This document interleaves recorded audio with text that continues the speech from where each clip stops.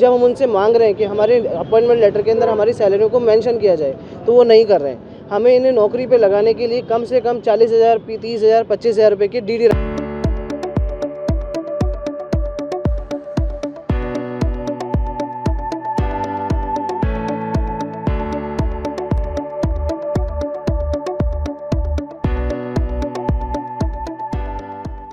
मेरा नाम निखिल सैन है, मैं जिला समन्वयक हूँ अजमेर ज़िले का। मेरे पास में पशु विभाग की 19 गाड़ियाँ अंडर में आती है। मेरे पास जो डॉक्टर्स हैं 19 और ड्राइवर हैं LSA हैं।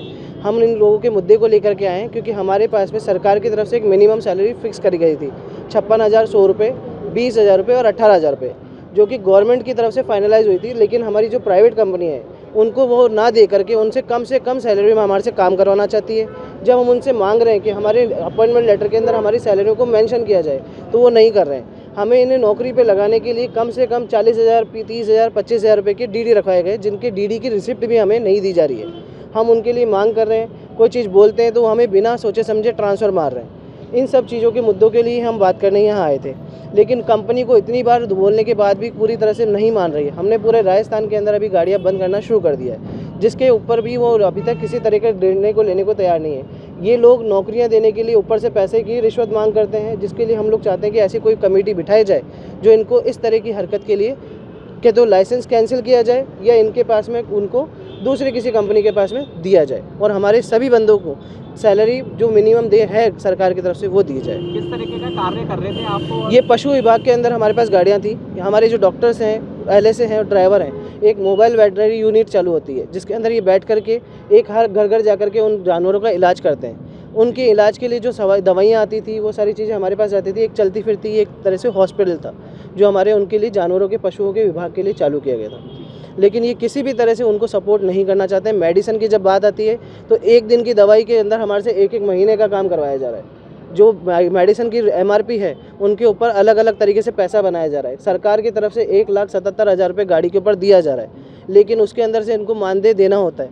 लेकिन ये उसमें भी कोशिश कर रहे हैं कि हमारा जो 10 करोड़ का प्रॉफिट महीने का हो रहा है उसको 20 करोड़ बनाया जाए और कैसे भी करके 2 साल के अंदर अपना टेंडर 177 करोड़ का फ्री करके ऊपर की इनकम बना ली जाए। जी, आज किन से मिले? आज मैं जिला कलेक्टर साहब से मिलने आया था और उनसे मिले हैं SP साहब से मिलने आए, क्योंकि SP साहब से मिलने के पीछे कारण है कि ये हमारे जो ड्राइवर हैं LSA उनको धमकियां दे रहे हैं कि हमें तुम्हें उठवा लेंगे, तुम्हारे खिलाफ FIR दर्ज करवा देंगे। क्योंकि इनको मैंने चाबियां दी थी, उन चाबियों के ऊपर ये बोल रहे हैं कि चाबियां देने का हक हमारा है, तुम हमें हमारी चाबियां वापस रिटर्न करो। जब चाबियों के अंदर गाड़ियों पे हम काम कर रहे हैं, अभी तक हमने नौकरियाँ नहीं छोड़ी, तो ये किस हिसाब से हम लोगों को चाबियाँ मांगने का हक मांग रहे हैं? पहले के तो हमारे को नौकरियों से निकालने के लिए अपॉइंटमेंट लेटर साइन होने चाहिए। अभी तक इन्होंने जो अपॉइंटमेंट लेटर दिए हैं उन पे किसी का साइन नहीं है, उन पे किसी भी तरह की सैलरी मेंशन नहीं है, उसके ऊपर किसी भी तरह की हमारी छुट्टियां मेंशन नहीं है। उनके बाद में हम जब इनसे बात करते हैं तो हमारे को धमकियां दी जाती है कि तुम्हें ट्रांसफ़र कर दिया जाएगा।